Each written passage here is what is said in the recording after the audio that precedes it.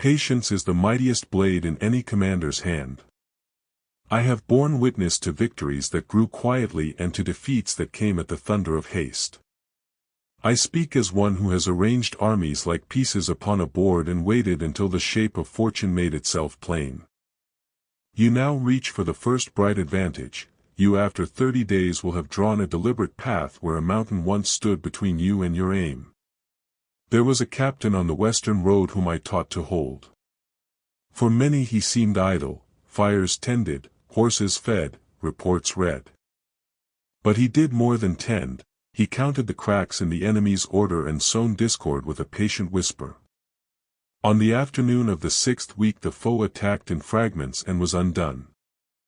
The lesson: patience reveals faults, use it to force the enemy to reveal himself and to squander his strength. Patience is not a lull, it is a continuous craft composed of small labors. You act when you repair the siege engine, when you gather news, when you speak gently to a doubtful ally. These are patient strikes, each one furthering your craft. You mistake delay for surrender, learn instead to shape time like a craftsman. Attend, adjust, advance. Repeat. Yet beware, for patience can become rot if untended, complacency, evasion, false waiting. I will later show you the threefold ritual that makes patience militant and the single sign that signals the moment to move. For this moment, take a small test. For 20 steady seconds, name the one task whose slow doing will most change the field. Hold this thought. In 1 minute we will begin the first right. Keep a record of what the field gains each day. A small ledger will show the slow hand of your patience. Patience is a weapon, silent and unyielding. I have watched armies like seasons. I have seen haste squander advantage and delay turn the tide. As I speak, you must know I choose the slow road because speed without aim is ruin. You are a leader who feels the pull of now, you must govern that pull. You now move with the tension of wanting all at once, you after 30 days will move with a measured rhythm that makes progress inevitable. Patience is not a blank field where storms pass, it is a field tended daily. There was once a captain who guarded a mountain pass. He held his men for 7 dawns while traders came and went, while rumors grew like grass. On the 8th dawn he descended, not with fury, but with a single well-timed assault that caused the enemy to scatter. The scouts later said the victory was simple. The soldiers said it was fate. The captain said it was waiting with purpose. Takeaway: time multiplied by intention becomes a force. You must shape patience into edges and tools. Sow small acts that erode resistance, 2 meetings kept to stillness, 1 hesitation that saves a rash order, a question asked to weaken a false certainty. These are steps by which a mountain yields to a road. We are at step 2 of 5, learn to turn waiting into preparation. Do not mistake stillness for idleness. In quiet you sharpen maps, you test signals, you place stones where enemies might slip. Practice the rule I will give later that turns delay into momentum. I will tell it when I have shown why it endures. Now, hold this thought. For 1 minute sit in silence and note the first urge you have to act. Name it. Breathe over it once. This is a small drill, it begins the craft of patience.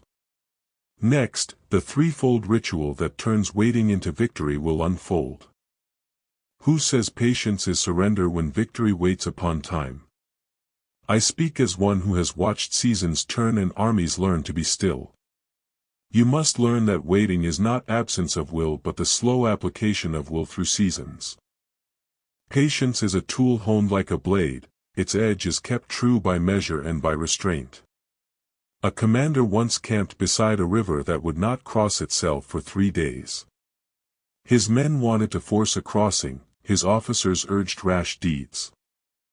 I stayed my hand and mapped the river's moods. On the 4th dawn the water thinned and the enemy's watch shifted. We crossed without sound and with little loss. Takeaway: patience grants you the moment that makes force decisive, not costly. You now seize at the first scent of advantage. You after 30 days stand at the center of purpose, having let small storms pass. You will be tempted to move, to shout, to signal. Do not. Temper your haste with calculation. Act in steps, act when the hour is true. We are at step 2 of 5, choose the place where you will wait, and prepare that place with intent. Do not merely tarry, fortify, gather, learn. Each day of seeming idleness must bear fruit, intelligence gathered, morale tended, logistics readied. I will later tell of a hillside turned into a road, the secret of how grinding patience becomes sudden movement. Hold that story until we meet the hill. Name one small thing you will not bargain away, a supply, a counsel, a moment of calm. For the next 15 seconds, shut your eyes and list the single pressure that pushes you to hurry. In 1 minute you will return with a clearer measure of your true urgency, and next, the 3-step ritual to turn patient time into inevitable advantage. Patience is not a soft virtue, it is the sharpest blade you keep sheathed until the moment strikes. You must see patience as action stretched across time, a sequence of choices that bind intent to outcome. You now reach for immediate tremors, you after 30 days will bend the mountain by steady chisels. The leader who confuses waiting with passivity begets rashness, the leader who wields delay as a strategy compels fate to yield. A lieutenant once wrote of a village on a plain, where an enemy's wagons rustled like thunder beyond the ridge. The commander could have charged that night, drunk on a single advantage. He did not. He fed his men, he mended harness, he watched the sky. Takeaway: when temptation to strike calls, check the ground underfoot. Begin small. Empty the map of illusions, name 3 tiny actions that, if repeated, will move your purpose. You practice patience by scheduling a single delay, postpone judgment, delay praise, defer a decision by 1 full day, and observe how the field alters. We are at step 4 of 5, learn to transform waiting into work, waiting into preparation, waiting into pressure applied in silence. Remember, haste breaks things, patience binds them into form. A mason I saw once did not strike the stone until his eye had threaded the line 10 times. He chipped a hairline each dawn, and over moons a temple entrance took shape. No one heard triumph until the day the gate stood, perfect and uncracked. The micro-ritual I promised will show you 3 such hairline actions, to be taught shortly. Takeaway: patient measures compound, small, repeated cuts produce certainty. Now, in the next 10 breaths, list aloud 3 decisions you will postpone 24 hours. In 1 minute, we will place the first true hairline cut. There is no sudden victory, patience is the blade that cuts time. You hear tales of lightning conquest and deem haste noble, you must unlearn that song. As I have taught, the general who moves with serenity shapes outcomes, for the world resists the frantic hand and yields to steady pressure. You will not march blindly and expect the mountain to bow. Patience is not lullaby but labor. You now bristle at delay, you after 30 days will own a map of enemy weakness and a cobbled path toward it. You watch, you listen, you measure, you place 1 stone each dawn. To wait is to act across time, to gather information, to soften morale, to accustom your forces to endurance. A small garrison once faced a greater host and could not hope to outfight it. The captain did not seek a single grand blow, he sent scouts by night, he fed the rumor of reinforcements, he repaired the wall blade by blade. Months passed and the larger army's appetite dulled, supplies ran thin and confidence thinned likewise. When the moment came, the garrison moved not in rage but in readiness and took what patience had prepared. Takeaway: patience arranges the ground so that a modest strike yields a great harvest. You will learn to count days as one counts coins, hold, spend, invest. Do not confuse patience with passivity, every cautious act is a stitch that binds intent to result. Keep a ledger of small advances, a daily proof, a saved letter, a mapped ridge, a quiet parley, and by 30 days you will see patterns invisible before. I will reveal a ritual of 3 small measures that converts waiting into work. For now, begin the simplest exercise. For 15 slow breaths, name 1 small step you can take tomorrow and 1 foolish impulse you will refuse. Hold this thought. In 1 minute we return to the ritual. Patience conquers time itself. I have stood upon hills while armies roared for immediate victory, and I have set my face like flint against the counsel of haste. Patience is not a soft reed but a steel thread drawn through the eye of years, binding intent to end.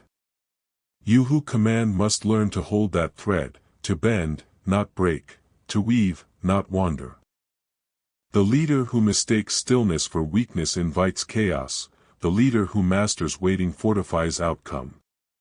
You now feel the itch to strike, to press, to finish at once.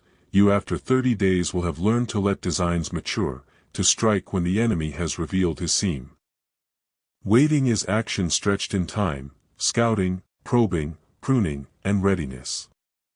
Do not imagine that waiting is empty, make it full of purpose. Each small step converts a mountain into a road. We are at step 4 of 6. A captain once watched a ford that seemed too swift to cross. He ordered his men to build rafts, then to sharpen spears, then to feed the beasts and mend the ropes. For 3 days he did nothing that looked like attack. On the 4th dawn, the enemy, seeing only idle labor, dispersed to plunder. The captain crossed and found that the river's current had done the rest. Takeaway: prepare in plain sight, let time unravel the enemy's courage. I show you here a pattern: prepare, conceal, wait, then take the field when the seam opens. I will later reveal the test by which you measure true patience and not mere stalling. For now, practice this 20-second exercise: sit, breathe, recall 1 decision you rushed this week, and list the consequences silently. You now are restless. After 30 days, you will meet storms with the calm that moves mountains. Hold this thought. Next, the 3 marks that distinguish patient action from passive delay.